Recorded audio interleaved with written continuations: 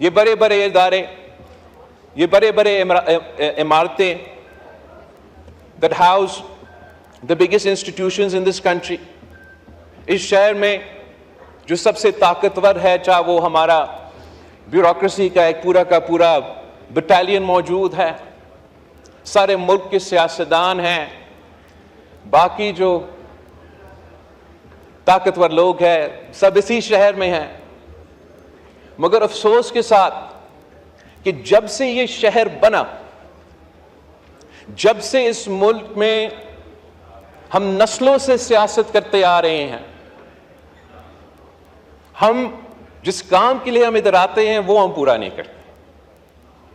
हम यहां पहुंच के साजिशें शुरू कर देते हैं, एक दूसरे के खिलाफ लड़ना को तरजीह देते हैं। कभी एक तिहाई में सियासतदानों की लड़ाई के नतीजे में नुकसान होता है, किसी दूसरा तिहाई में जनरलों की एडवेंचरिज्म की वजह से कोई कू हो जाता है और हम सब का नुकसान हो जाता है। और आजकल जो मुल्क में नफरत की सियासत अरूज पर है, जिस किस्म की तकसीम हमारा सियासत में आज मौजूद है, शायद हमारा तारीख में ऐसे हमने कभी नहीं देखा। और इसी तकसीम और इसी नफरत की सियासत की वजह से पाकिस्तान की अवाम जो इस वक्त मुआशी बहरान से गुजर रहे हैं, महंगाई, बेरोजगारी, गुर्बत से तंग हैं, हम नहीं सही तरीके उनका मदद कर सकते हैं। जिस तरीके से मुल्क के चारों कोने में लॉ एंड ऑर्डर के सूरत हाल मुश्किल होता जा रहा है, हम वो मिनिमम बैक कंसेंसस इस हाउस में पैदा भी नहीं कर सकते हैं कि अगर हमने अपने मुल्क का तहफ़्फ़ुज़ करना है, दहशतगर्दों का मुकाबला करना है, अपने अवाम को अमन दिलवाना है, तो क्या करना चाहिए। हम दिन रात अगर आप टीवी को खोले तो हम एक दूसरे को गालियां दे रहे हैं, बुरा भला कह रहे हैं, या हम चोर है या वो चोर है, या हम गद्दार थे या वो गद्दार है। और हमें कहीं न कहीं कोई तरीका निकालना पड़ेगा कि हम अपना लड़ाइयाँ लड़ते रहें, मगर सियासत के दायरे में रह के। और जब एक तरफ सियासत है, वहाँ हमारा जिम्मेदारी है कि हम मिलके जो मुश्किलात कौम इस वक्त का मुकाबला कर रहे हैं, हम उनको एक हल निकालें।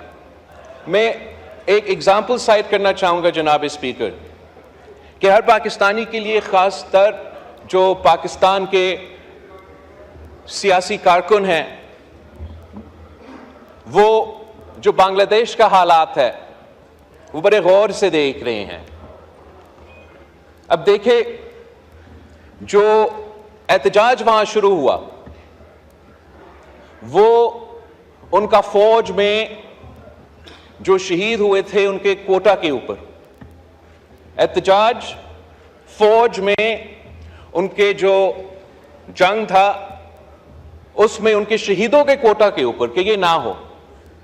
उस कोटा को 2018 में शेख हसीना वाजिद ने खत्म की थी खुद, और उनकी अदालत ने बहाल कर दी।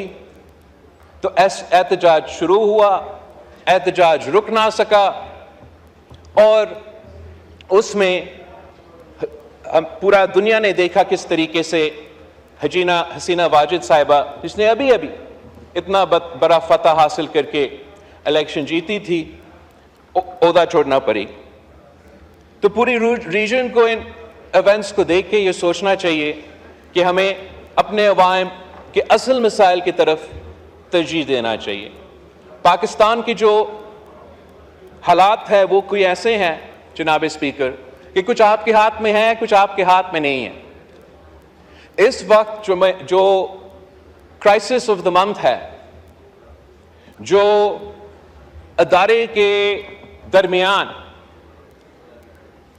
एक फासला नजर आ रहा है, और ये फासला इसलिए बन रहा है कि एक इदारा इस इदारा में बार बार मुदाखलत करता है। हमने अपना जुडिशरी का तारीख तो पूरा मुल्क के सामने है, मगर हमने दुनिया का, जैसे अरशद नदीम साहब ने कोई गोल्ड का तारीख रकत की है, तो हमारा जुडिशरी ने भी जनाब स्पीकर वैसे वर्ल्ड रिकॉर्ड्स तोड़ दी है।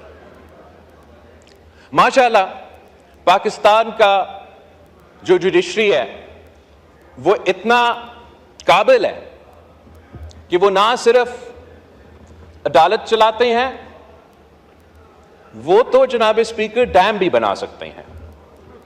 हमारा माशाल्लाह जनाब स्पीकर जुडिशरी इतना अहल, इतना कामयाब, इतना काबिल कि वो इंसाफ भी दिलवाते हैं, डैम भी बनाते हैं, और जनाब स्पीकर महंगाई का मुकाबला भी कर सकते हैं। वो तो समोसे और टमाटर की कीमत भी अदा कर सकते हैं, तय कर सकते हैं। हमारा जुडिशरी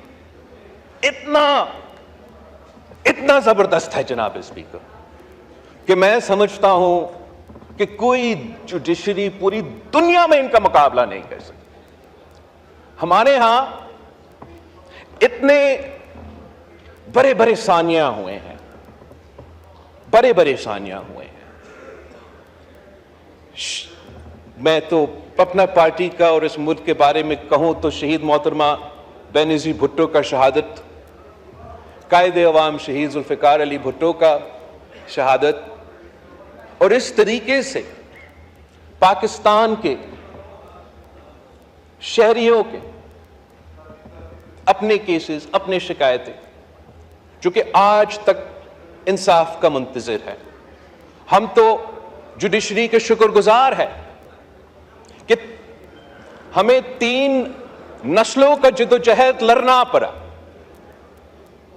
1970 से लेके 2024 तक इंतजार करना पड़ा, बट आखिर कायदे अवाम शहीद जुल्फ़िकार अली भुट्टो को हमारा जुडिशरी ने इस हद तक इंसाफ दिया जनाब स्पीकर, इस हद तक कि गलत हुआ कि फेयर ट्रायल नहीं मिला,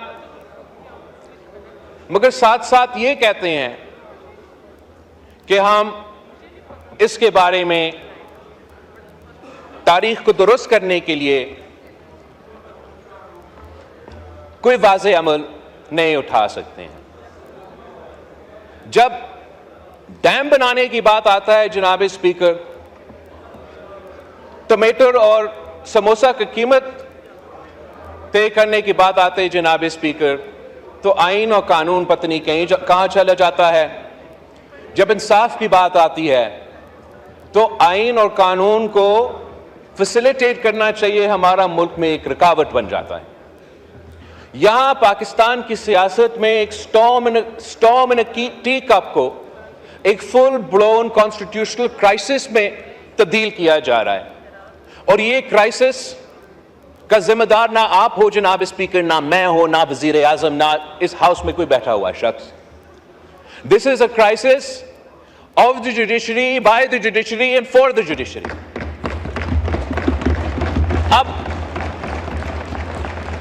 अब कायदे इस बेख्तलाफ से पूछे, क्या मैंने आपका बल्ला छीना था? क्या मैंने आपको कहा कि आपके इलेक्शंस गलत है और इसके नतीजे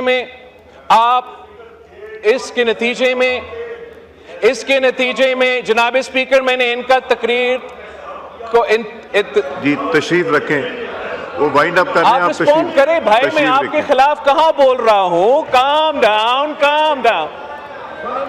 कायदे इस इख्तिलाफ साहब, मैं बोलने तो दे। तशरीफ रखे, वाइंड अप हो रहा है, तशरीफ रखे। एनीवे जनाब स्पीकर, मकसद ये कि मैंने तो नहीं किया, अदालत ने कहा था कि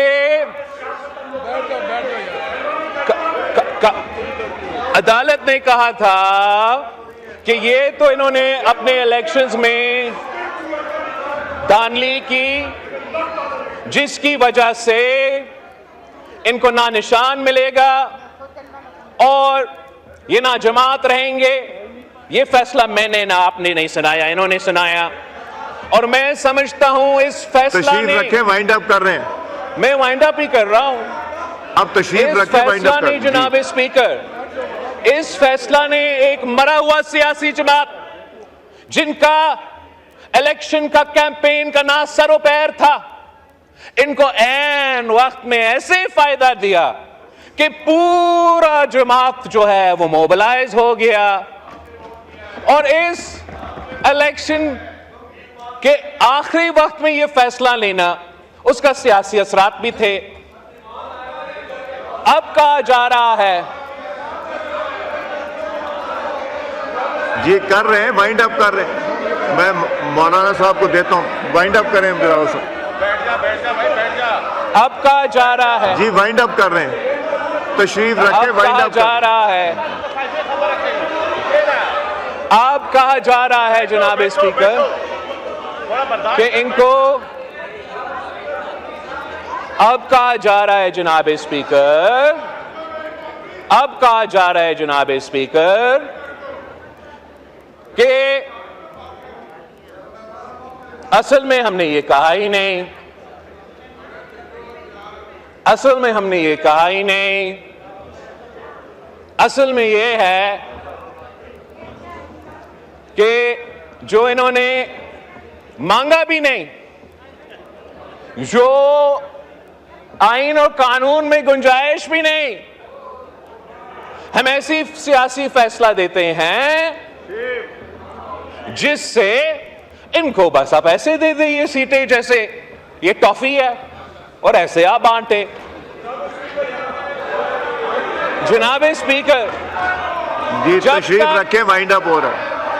जब तक जी बिलावल साहब वाइंड अप कर रहे हैं, आइन और कानून के मुताबिक नहीं चलेगा। तशरीफ रखें, वाइंड अप जब तक ये मुल्क जमहूरी अंदाज। मैं यहां मौजूद तमाम सियासी जमातों को इतना ही कहना चाहूंगा कि हम जहां तक इलेक्शन के दौरान सियासत की जो गर्मो गर्मी है इस पॉइंट तक लेकर आ जाते हैं कि नफरत और तकसीम की सियासत नज़र आ रहा है। आज मेरा आप सबसे इतना ही दरख्वास्त है कि जब मुल्क के ऐसे इश्यूज, चाहे वो मुआशी हो, चाहे वो दहशतगर्दी से ताल्लुक़ हो, उस पे हम एक दूसरे के साथ बात करने का, पॉलिटिकल पार्टीज़ एक दूसरे के साथ इंगेज करने का, इस हाउस का मकसद ही ये। इसका ये नहीं मतलब कि हम दोस्त है या साथी है या हमने अपने मंशूर से कोई हट के काम किया है, लेकिन अगर हमारा मशवरा होगा, अगर हम आपस में बातचीत करेंगे, तो चाहे हम अपने मुआशी या लॉ एंड ऑर्डर सिचुएशंस का मुकाबला कर रहा हो या इस हाउस का, हम सब सियासतदानों का स्पेस की बात हो, तो मैं 100% इस बात पे यकीन करता हूँ कि हम में इतना सलाहियत है कि हम बेयर मिनिमम कंसेंसस बना के इस शहर को, हमारा सियासत को जो इस वक्त डिसफंक्शनल बन चुका है, उसको फंक्शनल बना सकेंगे। थैंक यू जनाब। मौलाना फजलुर रहमान। YouTube पर गूगली न्यूज देखने के लिए youtube.com की सर्च बार में गूगली न्यूज टीवी टाइप करें। गूगली न्यूज के पेज पर सुर्ख रंग के सब्सक्रिप्शन वाले बटन पर क्लिक करना ना भूलिए। YouTube पेज पर अपलोड होने वाली वीडियो से बाखबर रहने के लिए बेल आइकन पर क्लिक कीजिए। आपको हर नई वीडियो के बारे में नोटिफिकेशन मौसूल हो जाएगा।